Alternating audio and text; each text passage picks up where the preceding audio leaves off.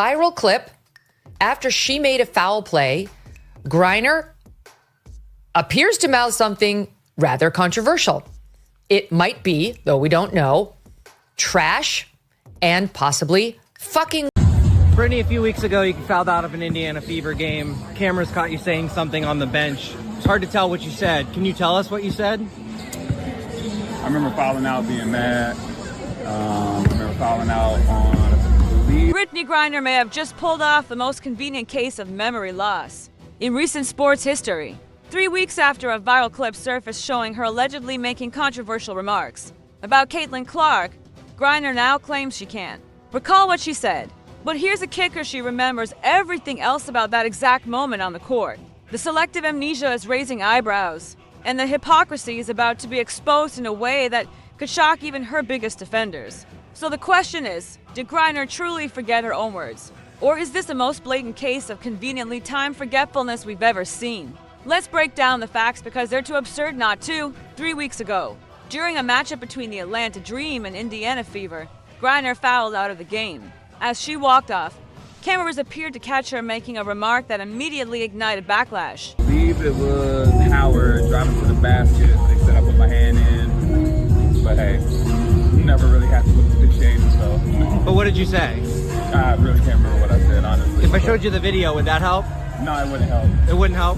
The viral clip appeared to show Griner muttering what many interpreted as a racial slur aimed at Caitlin Clark. Fast forward to this week, Griner was finally asked about the incident. Her response, a sudden bout of memory loss that rivals the most convenient amnesia we've seen since politicians started dodging questions in congressional hearings. For the ticky-tack fouls that we were talking about earlier today. Griner remembers the foul. She remembers being frustrated. She even remembers who she fouled and exactly how the play unfolded. But when it comes to the specific words, she said the ones that could either clear her name or confirm the worst. Accusations her memory suddenly hits a wall. I really can't remember what I said, honestly. Griner claimed when pressed about the incident. That's not just suspicious, that's an insult to anyone with a working memory. You could recall every detail of a play from 3 weeks ago, but not the sentence you muttered seconds later. Come on. Brittney, a few weeks ago, you fouled out of an Indiana Fever game. Cameras caught you saying something on the bench. It's hard to tell what you said. Can you tell us what you said? I remember fouling out, being mad. Brittney, we weren't born yesterday. But it gets even more absurd. When reporters offered to show her the video to jog her memory, she shut it down faster than a corner store before a hurricane. No, that wouldn't help. She said, let that sink in. If you genuinely couldn't remember what you said and someone offered you video proof, wouldn't you want to see it? Unless, of course, you know exactly what you said and you're just hoping the rest of us forget. I remember fouling out on, I believe it was Howard driving to the basket. They said I put my hand in, but hey. The timing of Griner's selective amnesia couldn't be more convenient, especially when you consider the broader pattern of how the WNBA has handled controversy this season. When false allegations of racism were leveled against Indiana Fever fans during an interaction with Angel Reese, the league wasted no time. They launched a formal investigation, issued statements, and treated the claims with the utmost seriousness. In the end, they found no evidence of wrongdoing, but the process was swift, public, and thorough. Now contrast that with this situation. A WNBA player caught on video, allegedly making racially charged remarks. What's the league's response? Silence, not a peep. The double standard is so glaring, it might as well be lit in neon. The WNBA will rush to investigate phantom racism from fans, but won't even acknowledge potential racism from one of their own. They'll proudly display no space for hate banners, unless, apparently, Never really had to look at the shady, so. But what did you say? I really can't remember what I said, honestly. If I showed you the video, would that help? No, it wouldn't help. It wouldn't help? all across WNBA arenas. No space for hate banners hang proudly while the league turns a blind eye to actual hate. That might be coming from its own locker rooms. The hypocrisy is so thick. You could slice it with a butter knife. Let's get into what actually happened in that viral moment because the details matter. Griner fell out of the game against the Indiana Fever, frustrated. She walked off the court and that's when the cameras caught her appearing to mutter something in Caitlin Clark's direction. What was viral clip after she made a foul play said? That's where the storm began. Many viewers believed they heard a racial slur. Others claimed it might have been frustration aimed at the officiating. But whatever you think you heard, the video exploded online, igniting heated debate and creating exactly the kind of firestorm the WNBA desperately wants to avoid. But here's the truth about controversies. They don't vanish just because you ignore them. In fact, by staying silent, Tan with Griner suddenly struck. By convenient amnesia, the league has only added fuel to the fire. Griner appears to mouth something rather controversial. It might be, though we don't know, trash and possibly fucking what? And the worst part, all of this could have been avoided if the league had just addressed it honestly from the start. Now, it's no longer just about what Brittney Griner may or may not have said. It's about something bigger. Institutional, cover-ups, selective accountability. In a league that seems to enforce its values only when it's convenient, the contrast is glaring.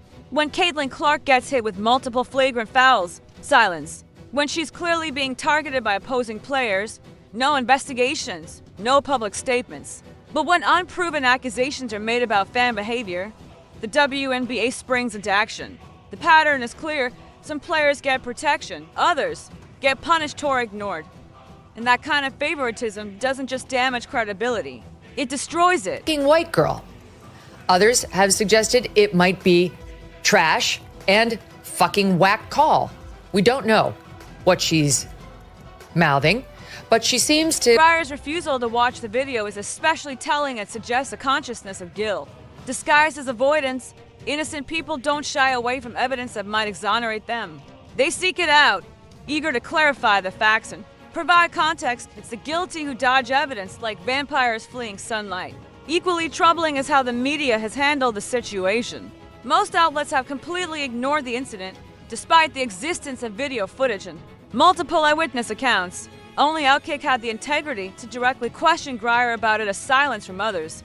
That speaks volumes about the current state of sports journalism and its commitment to protecting preferred narratives. This so-called selective amnesia defense is offensive on multiple fronts. It insults the intelligence of anyone who has seen the footage and heard what was seemingly said, and it undermines the very idea of accountability by pretending ignorance is an acceptable substitute for responsibility. Seems to, have a mouth on her and not exactly be in the gratitude space. Griner herself hasn't commented. Now, why is that? If you were being accused of making racist statements, I think you'd want to clear that up quickly. You'd race to the cameras and put out a statement on X to say, I said fucking whack call.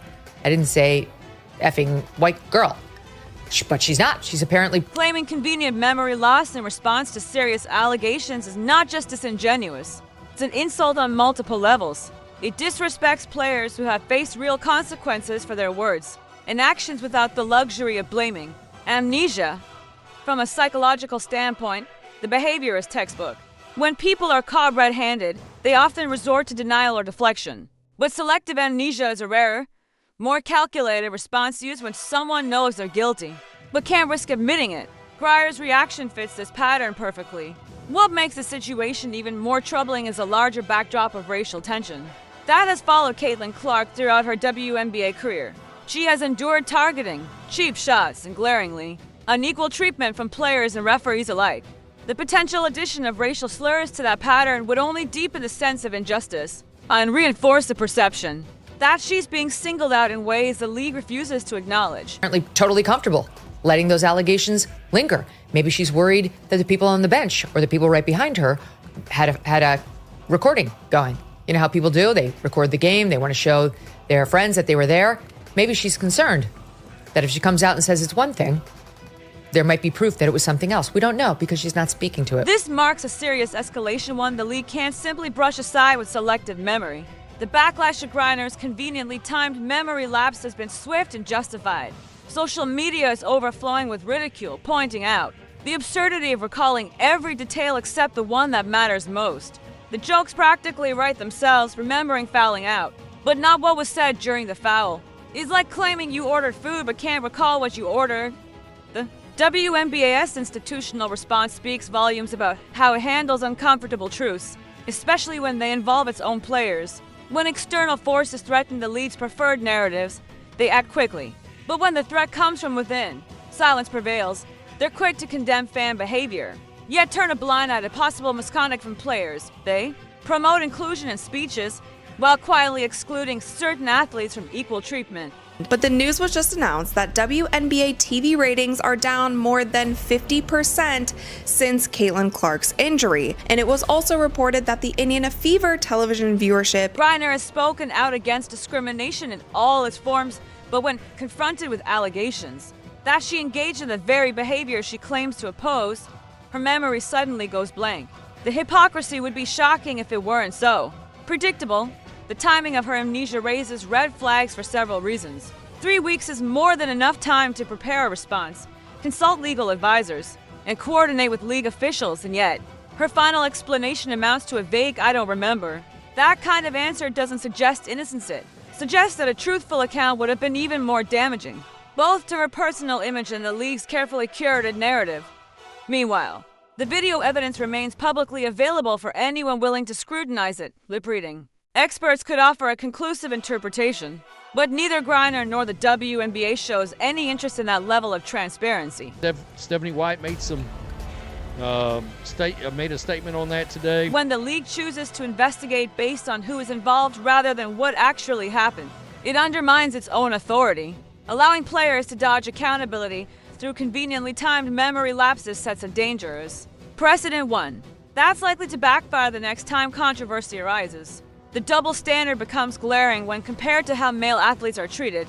In the NBA, players face swift scrutiny and potential discipline even for comments made in private.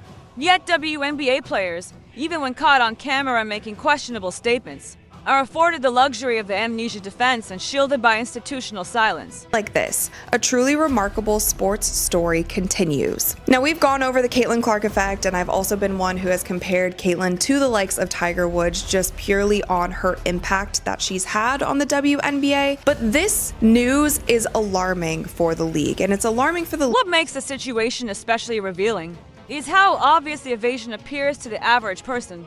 You don't need a degree in psychology to recognize avoidance. When someone remembers every detail except the one that might incriminate them, it's not subtle. Regular people see through it instantly. The "I don't remember" defense isn't just unconvincing, it's insulting to the intelligence of anyone paying attention. Beyond league discipline, the legal implications could be serious. If Griner did in fact make racially charged remarks, as alleged, that could rise to the level of harassment or contribute to a hostile work environment. And if that's the case, the WNBA's failure to properly investigate doesn't just damage credibility, it could lead to real legal liability, especially if Caitlin Clark or any other players decide to pursue action. For the league, because this is such a crucial year for the WNBA. At the end of this season, the WNBA will go into CBA negotiations. If negotiations go well, then every single player in the WNBA has a much better chance of making so much more. If players choose to pursue legal action, the consequences could extend well beyond public relations. This incident also arrives amid growing scrutiny of how the WNBA treats its most marketable talent.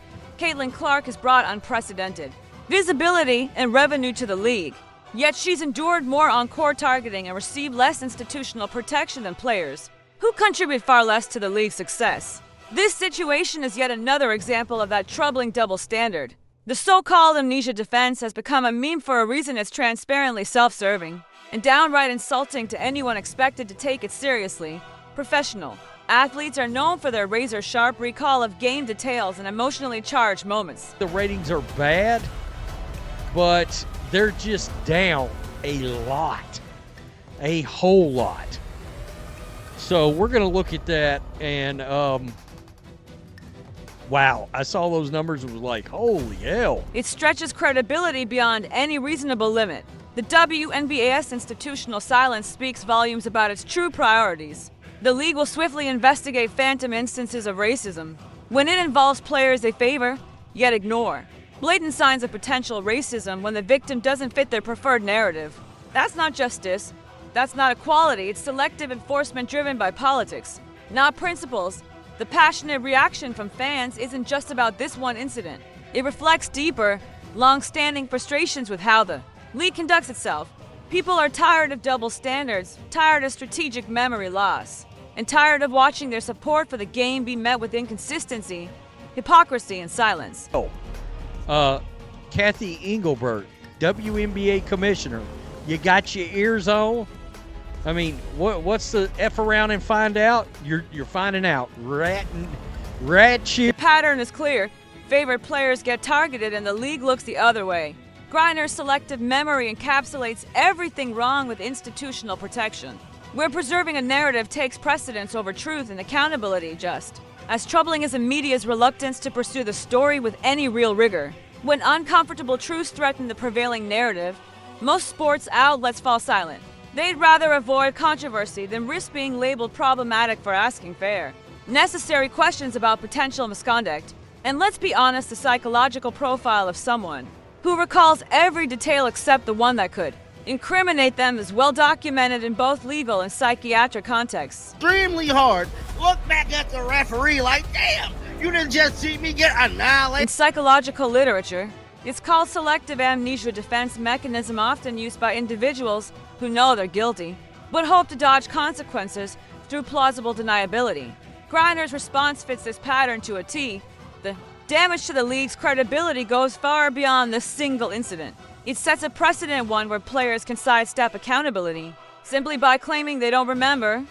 And if fans calling the fans names, saying that they are not there for basketball, they're just following Caitlin because she's white, or they're trying to push a certain agenda. Like, the narrative surrounding the biggest fan base to ever come to the WNBA have been actually insane. And then it goes as far as to the first game of the season, which was... That's a new standard.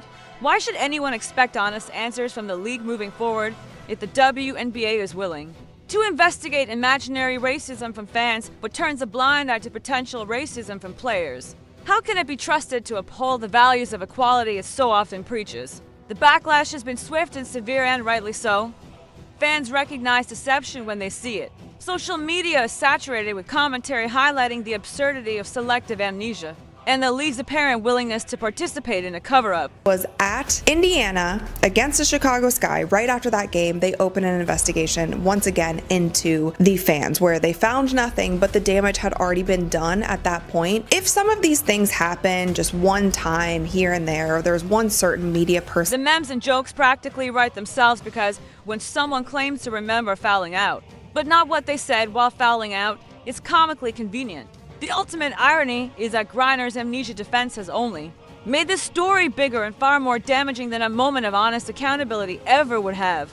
If she had simply reviewed the footage, clarified her words, and either apologized or explained the misunderstanding, this controversy would likely have faded by now.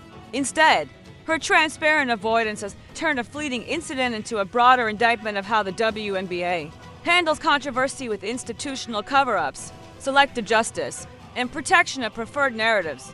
Brittney Griner, selective memory didn't just hurt her credibility, it exposed a systemic problem. The league's double standards are now on full display. When their favorite stars are involved, accountability becomes optional, and truth takes a back seat to optics. So, what's your take on this obvious memory lapse? Drop your thoughts in the comments. Hit that like button and subscribe for more real talk about hypocrisy in sports. Personality who's just always saying these kind of things, and whatever. I feel like fans as a whole can be like, okay, whatever, this person is just a hater. But this is something that has happened over and over and over again, and over time it starts chipping away at how